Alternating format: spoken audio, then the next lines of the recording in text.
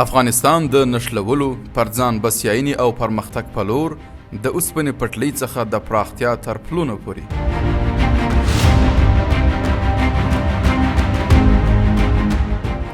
افغانستان یوه د لرغوني تاریخ او ژورې تمدن لرونکې ځمکه نن ورځ په سیمه کې خپل ځای بیا تعریفوي.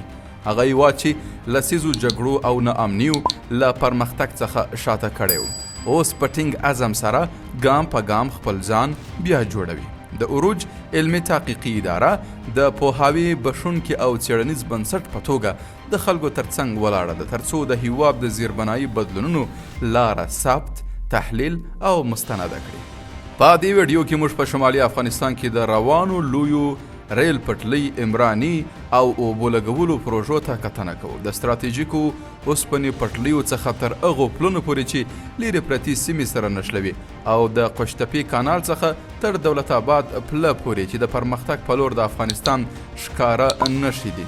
د اوسپنې پټلۍ د پراختیا د حیاتي شریان په توګه اوس په افغانستان کې د پراخېدو په حال کې ده. هغه لارې لکه مزار شریف حیرتان چې د ازبکستان له ریل شبکې سره نښلول سوي د صادراتو، وارداتو او سیمه ییز ترانزیت لپاره فرصتونه برابروي.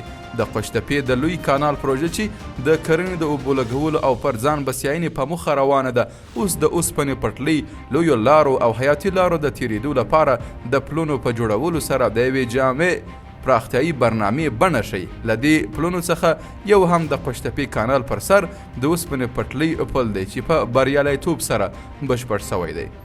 دا پل نه یوازې د انجینرۍ یو شاهکار دی بلکې په رښتینې معنا د افغانستان د راتلونکي دوه مهمې برخې سره نښلوي: کرنه او ترانسپورت. د دې بدلونونو په منځ کې د عروج علمي تحقیقي اداره د مستند کولو، څېړلو او عامو خلکو ته د دقیقو علمي معلوماتو په وړاندې کولو کې کلیدي رول لوبوي. موږ په عروج کې د ملي ودې په لید سره تل هڅه کړې ده چې د ملي پروژو غږ ټولو ته ورسوو. د پروژې په دویم پړاو کې د دولت آباد پل چې دولت آباد او تیپې ولسوالۍ سره نښلوي د جوړېدو په حال کې دی. دا پل چې 110 متره اوږدوالی او 10 متره پلنوالی لري، په لوړ کیفیت او ډیر مقاومت سره جوړیږي. د نوي ستنو له وهلو څخه تر کانکریټ اچولو او د سر ستنو تر نصبولو پورې ټول مراحل په دقت او دقیقې انجینرۍ سره پرمخ ځي. انجینرانو ډاډ ورکړی چې دا پل نه یوازې تګ راتګ اسانوي بلکې د سیمې خلکو د ژوند کیفیت او خوندیتوب کچه د پام وړ لوړوي. له عروج سره یو ځای سئ ترڅو د افغانستان روښانه سبا له نږدې وګورئ. په داسې زمانه کې چې د علمي، دقیقو او مسؤلانه معلوماتو رسولو اړتیا له هر وخت څخه زیاته محسوسیږي. د عروج علمي تحقیقي اداره د ملي پرمختګونو د پوهاوي، تحلیل او مستند کولو لپاره یو ډاډمن پلیټفارم چمتو کړی دی.